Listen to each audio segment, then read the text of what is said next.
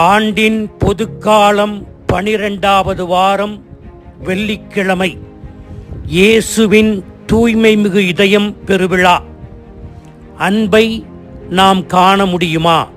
முடியாது.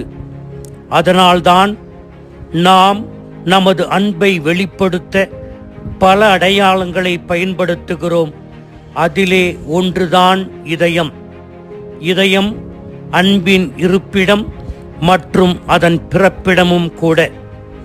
ஒருவரை தங்கமானவர், தங்கமான இதயத்தை கொண்டவர் என்று கூறுவதன் பொருள் அவர் தன்னலமற்றவர், மிகவும் அன்பானவர் என்பதை உணர்த்தவே. நம் நண்பரோடு இதயத்தோடு இதயம் உறவாடும்போது நமது ஆழ்ந்த அன்பையும் கரிசனையையும் அவரிடம் வெளிப்படுத்துகிறோம். அன்பை பலவாறு பலர் வர்ணிக்கிறார்கள். மருத்துவ ரீதியாக இதயம் ஒரு மிக முக்கிய உறுப்பு. உளவியல் ரீதியாக இதயம் உணர்ச்சிகளின் மையம்.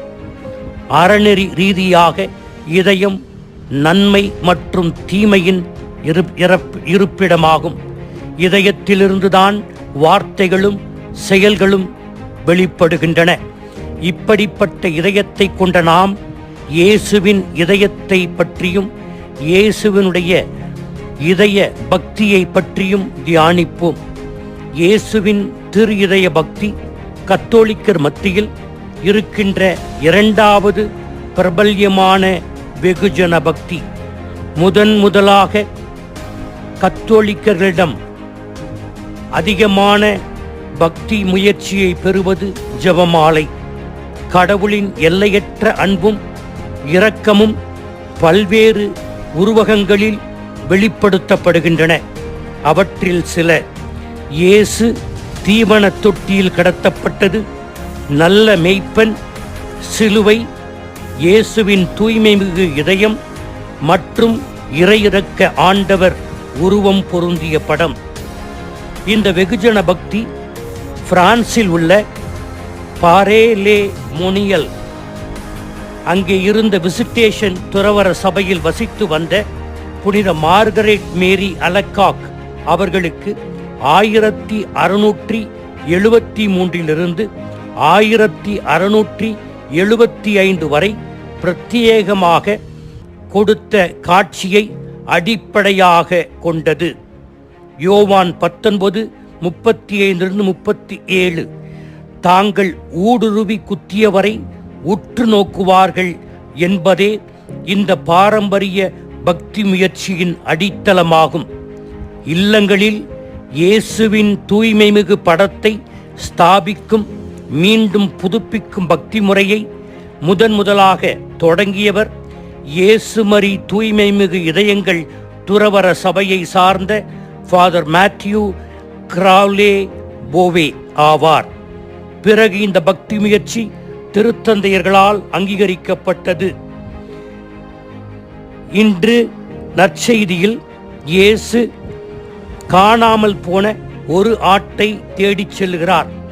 எனவே இயேசுவின் இதயத்தின் அன்பிற்கு முடிவே இல்லை என்பதை நாம் உணர்கிறோம்.